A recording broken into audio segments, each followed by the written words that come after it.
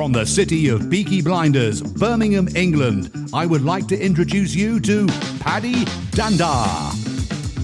As the world becomes more automated and the robots take over, it's imperative that we build the right human skills for the future.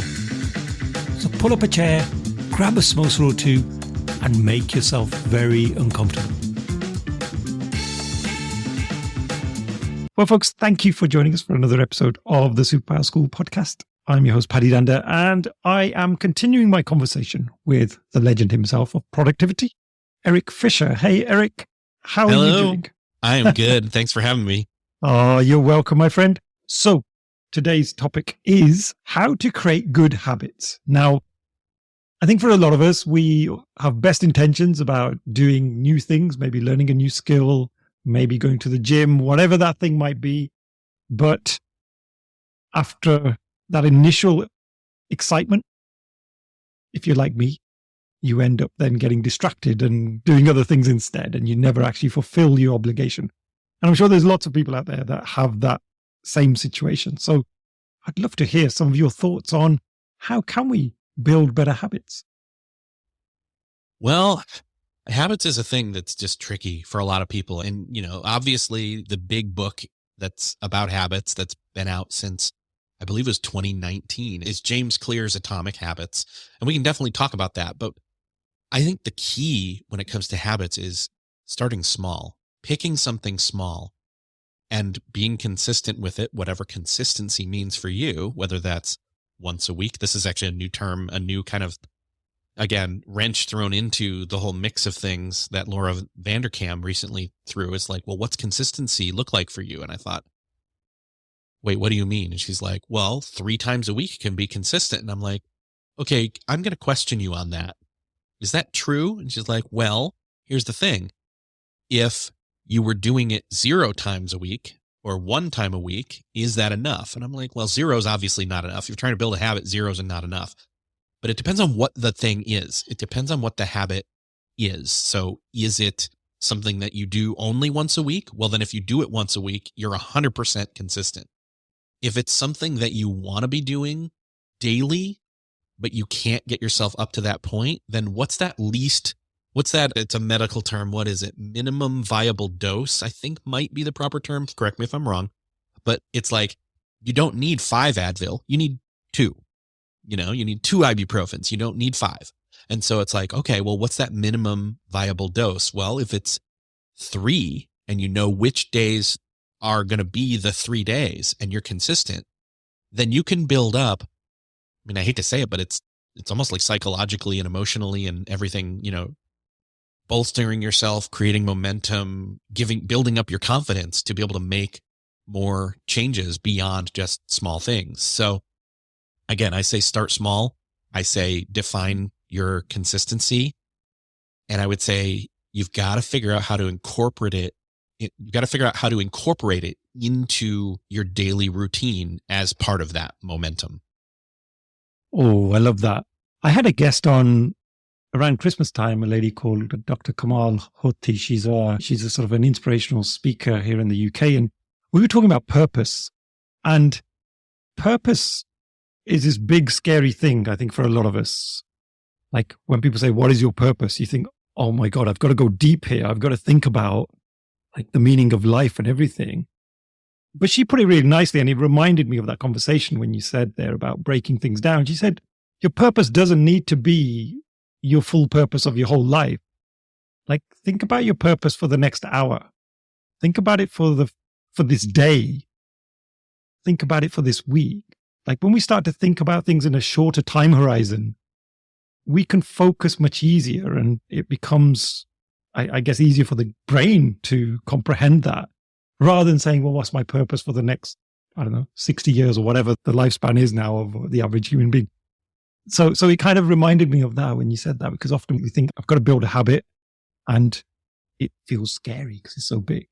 Yeah. I was even just this morning talking to my wife about this, where I said, hey, tomorrow, Saturday afternoon, there's some time. Let's sit down and let's look over this thing we're wanting to do. And basically it's a course that she purchased months ago about eating healthy. And she really wants to do it. And I want to do it too. We want to implement it into our lives. But It's this big, vague, amorphous type of project slash, want to do, know we need to do, but like without us actually setting aside the time and looking it over to identify like, oh, because this has happened many times with like my daughter with her homework. She's like, oh my gosh, I'm overwhelmed. I have so much homework to do. And then she sits down and is like, oh, for this one class, I just have this one sheet to do. And I'm like, if you had just looked at it and assessed it and seen what it was, you would have known it was going to take you half hour to do instead of not knowing and ballooning it into a 3-hour thing instead of a 30-minute thing. And because you did that, you lost time, you lost focus, you lost energy, you stressed yourself out, and you procrastinated on it. And so it's kind of that jump in quickly, see what it is, kind of like with your purpose. You don't need to know what your purpose is macro level. Look at the micro and say, what is this? So we're going to look at this course tomorrow on Saturday. We're recording this on a Friday. Tomorrow afternoon on Saturday, we're going to sit down and we're going to look at it. And I, hope to get a good amount of clarity on, oh, well, going through the videos is going to take this much time. Implementing this such and such is going to take this much time. And see, I'm even like vaguely talking about it because I don't really know what all's in it. I know there's videos. I know there's different things we need to put in place, but like without sitting down and spending some time to really assess and figure out what that timeline of implementing it looks like and what that's going to take, it is this big, vague project we keep procrastinating on.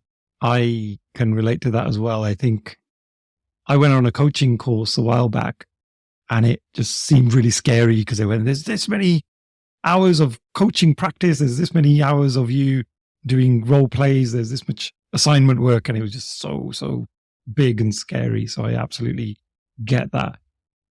If I can relate building habits to your podcasting then, Erik, because that's something that I think as an outsider looking in, you've built a hell of a habit there because, 450 episodes in over a 10-year period, like you must have built some habits. Could you take us through some of your journey there and your mindset and like, how do you stay focused and consistent with that? So let me start with what I talked about with the process. So for me, coming out with one episode a week is what I call consistent. It's for me and my own podcast listening habits. That's typically what I want from another show. So that's what I provide for my listeners. And I know there's some that'll say, well, there are other shows that do like one normal show and then one shorter one. And I'm like, maybe we'll get there, but I'm not committing to that just yet. And actually, I'd prefer to make that more of a Patreon thing instead. So we'll see. But pause on that. That's not a thing for now. For now, and what has been, in the early days, consistency wasn't really there. Honestly, there were times where I would do 3 months of a show every week. And then there was like a month or two where it was like, I'd have, let's see, if we had 8 weeks in 2 months, I would say we had 4 or 5 episodes come out in that 2 months while I was trying to catch my breath and regroup and, oh my gosh, I'm so busy at home, at work, etc., to fit this in. So it kind of said, okay, and that's what forced me is like, okay, you've got to figure out how to be consistent because 1, you feel guilty when you don't have one. 2, people send messages. Hey, when's your next episode coming out? And all those kinds of things, which is great to have, by the way. That's a great problem to have. People want your content, right? Yeah. So it took batch processing and getting it into a workflow and acknowledging that, especially when I started remote working from home, which was, the show started in 2012. In 2014, I became a full-time remote worker. Yes, 8 years ahead of everybody else, or how 6.5 years out of everybody else having to. But that said, I had to figure out, okay, well, here's the thing. People are home from school for a middle chunk of the year in the summer. How do you record? How do you make that happen? And so it took analyzing and batch processing and creating certain calendars and saying, I'm going to go on a recording blitz this week and get 3 or 4 shows recorded. And that's a whole month. And then the next week only do like 1. And then, just to try to get like 1 a week, but like build up those margins, have more on deck, have more recorded that are ready to go and or being worked on. And then one of the other key pieces was, as I was able to at some point here, and I waited too long to do it, but shift the editing over to somebody that's trusted versus me. If I'm the one doing all the editing, then I'm the bottleneck. So it was definitely seasonally adjusting things, batch processing and batch recording, and then adding in an editor to the mix about a year and a half ago.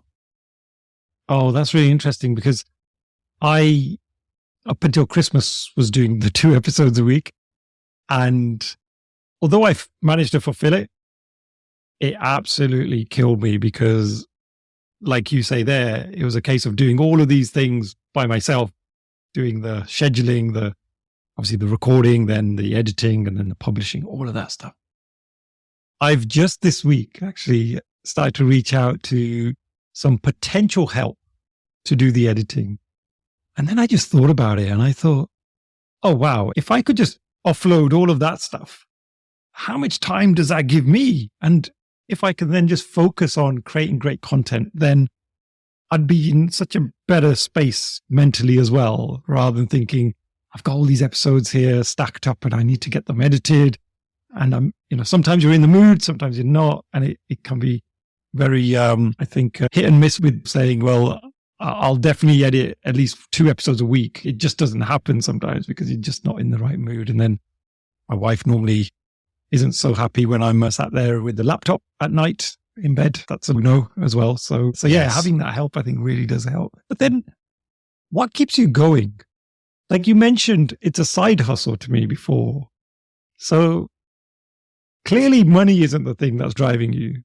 So what is the thing It that helps. keeps you? It helps, right? It helps. It can definitely, as I said before, it grows over time, and that's good. For me, it's just, I realize that talking about productivity, but also just having conversations, like one of the things that I would love to do is branch out and create other shows with even like co-hosts that are knowledgeable and have it, whether it's weekly or a seasonal thing where we create a focused season of 10 to 12 episodes and do, say, 1 season every 2 quarters. So in a year, you'd spend more time on these. It'd be more polished, professional, designed, engineered, sound engineered, and all that kind of good stuff. That stuff intrigues me. So it's the path, not just the path, but the passion of actually podcasting itself that pushes me along. And it is encouraging. Yeah, oh, that's great to hear, because I was trying to think about what's driving me at the moment. And I think one of the things I really struggle with at times is reading lots of books, because I get distracted or I just don't have the patience sometimes. And before we continue, here's a quick word about the sponsors of this show. So your execs have decided to go through a big transformation to change your ways of working. They've restructured the teams, invested in new tools and techniques, but there's one small problem. How do we measure our improvement consistently across the organization without falling into the trap of relying on what we call vanity metrics? Yup, those KPIs that look great on paper, but just aren't very useful. I want to introduce you to Comparative Agility. It's the world's largest continuous improvement platform.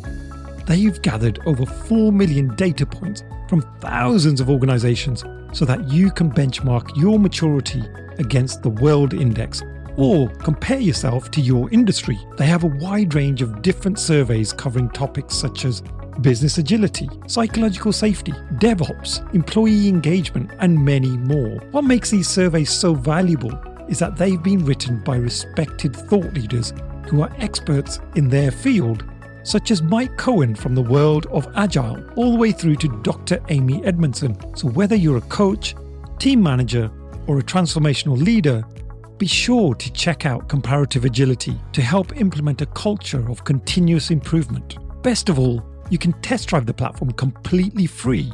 To find out more, check out the link in the show notes. Now, let's get back to the episode.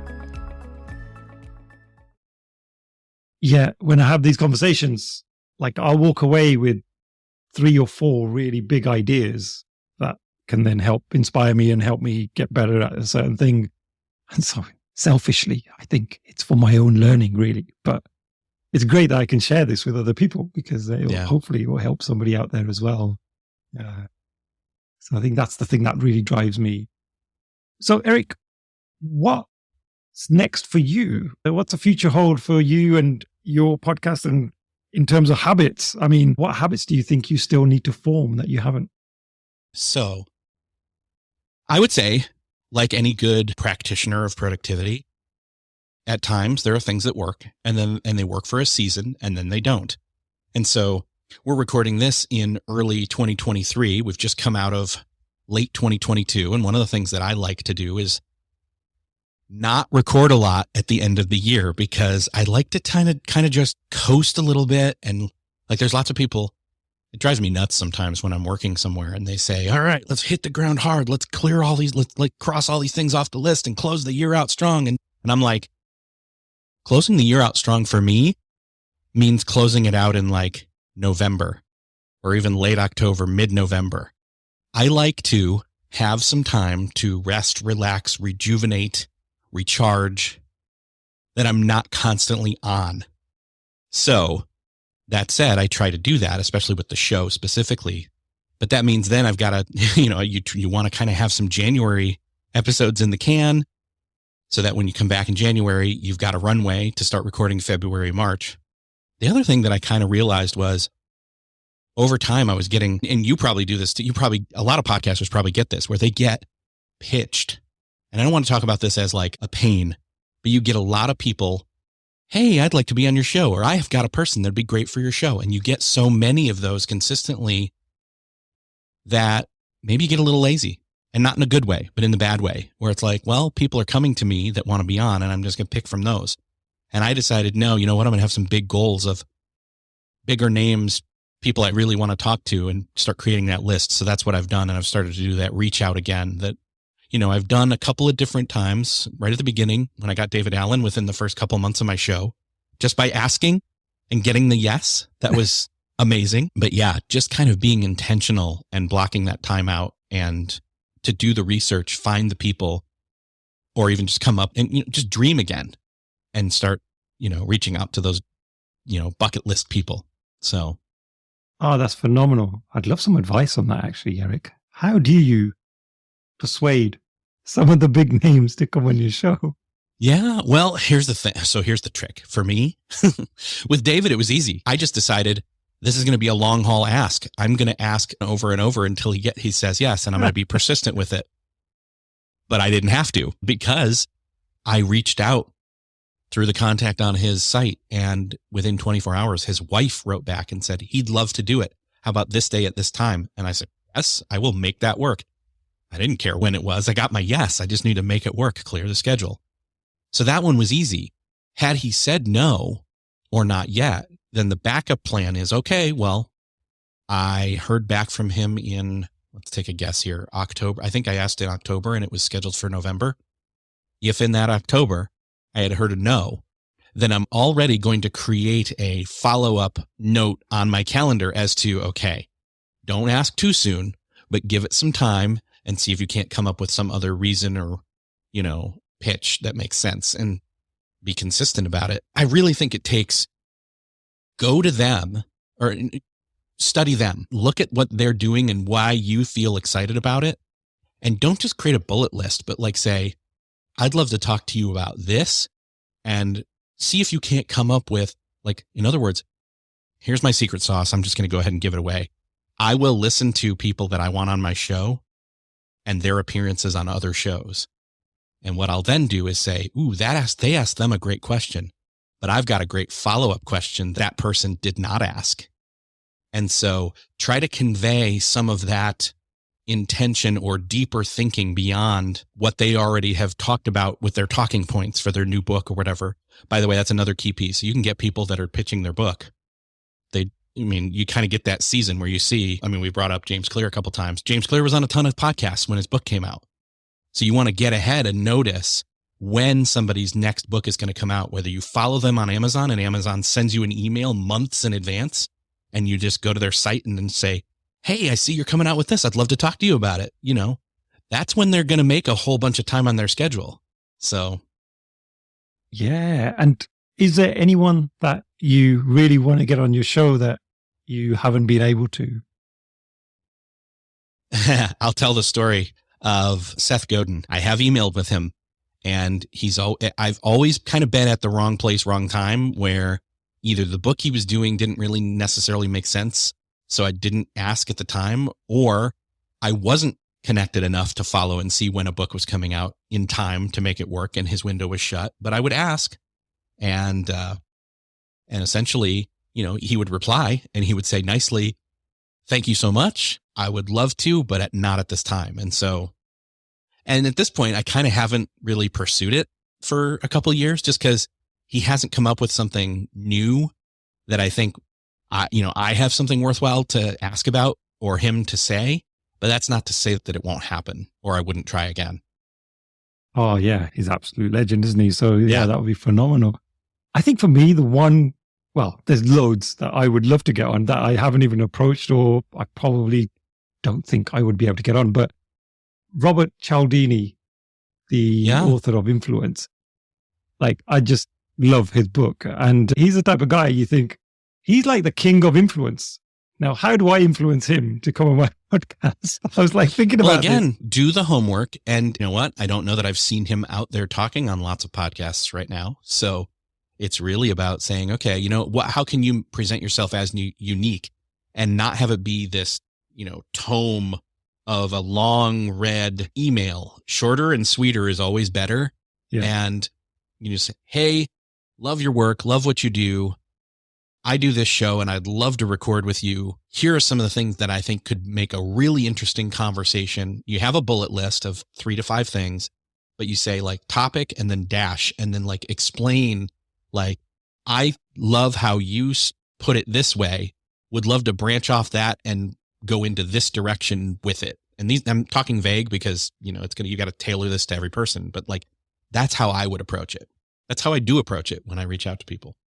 Got it. Well, Erik, thank you so much for sharing your secret sauce. And I think, although, we're thinking about building habits, this is, for me, absolutely related, because one of the things we need to get better at sometimes is dealing with rejection. And so that's what I've learned with this podcasting process is, if I get that rejection, then try not to get disheartened. It's nothing personal. If the person's too busy, like Seth is too busy right now, then I'm sure we'll find another time. So, Erik, we've unfortunately run out of time. And I want to absolutely thank you so much for coming on the show and sharing your insights. And as I mentioned right at the start, it's been an absolute honor. I'm a big fan of yours, as you can tell. Just keep inspiring, because that's what you've done for me. So thank you.